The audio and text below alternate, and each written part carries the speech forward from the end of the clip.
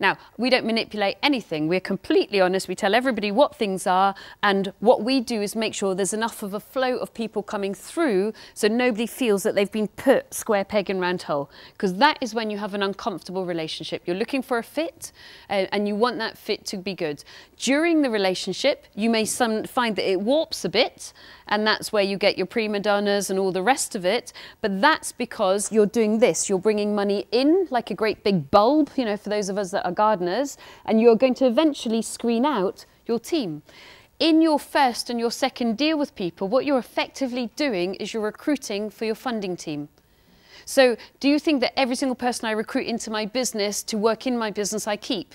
No, we've had that conversation. We only keep probably 1 in 8 people that actually start working with us, because we're very, very open with them that this is a respectful, because I'm a girl, I can say it. I'm sure men wouldn't be able to say that. It's a dating game almost, and we just want to make sure that we're right for each other. So for every 8 new starters in my business, I expect 7 not to be there within 3 months. I'd love them all to be there. I just know they're not going to be. Now, working with funders or investors is a longer finance team recruitment process, because, of course, a project will take 6 to 9 months. So instead of me knowing within 4 days, oh, mate, they just can't make a phone call, or they're making a phone call every 4 minutes and doing nothing in between, I will find out their behaviour within 6 to 9 months. It's a bit painful at times, and don't let it put you off, but just be conscious that this stuff happens. So one of the things that we were talking about, Andy, is early doors. Ash and I made, I think it's here we are, we made a little spreadsheet of investor analysis, and we did this like 18 months ago, Tiff, 2 years ago.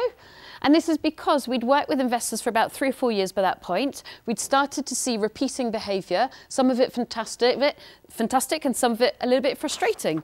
So can I read out to you the criteria by which we started to analyse our current investor database? Note, there's nothing about money. So do they pay on time? Or I suppose that is money. Are they polite to my team? Because everyone's going to be nice to me. So I ignore that. Are they nice to my team who don't matter? My team do matter, but they may have a perception my team don't matter. Are they respectful of our work and our time? Are they efficient? Do they do things fast and efficient? Do they add to TGPC? You know, are they positive? Do they volunteer? We're not asking for loads, but are they basically positive? Or are they a right moan bag, to be quite honest with you? That's the official term. Do they have the basic understanding and knowledge of how property works and that it's variable, so that they've got an appetite for when things go wrong, can they ride the wave? And also, are we going to spend hours explaining really the fundamental basics that they need to have gone elsewhere, got educated before they work with us as investors? We don't need them to be extremely knowledgeable, but we do not want to be working teaching them the basics, because actually that's not efficient for us. Are they a nice character? Seriously, that's one of our criterias. Have they done a deal, and are they compliant with 13.3? Now, in the middle of recruiting my funding team, which is where we're at right now, we've got the big bulb, you know, and we're going to have some bumps with some people. Next year, we close our investor group to new investors in December just gone, which means that by December 2016, we're only going to work with between 5 and 10 people, and they're all going to score 5 out of 5 on this, or we won't work with them.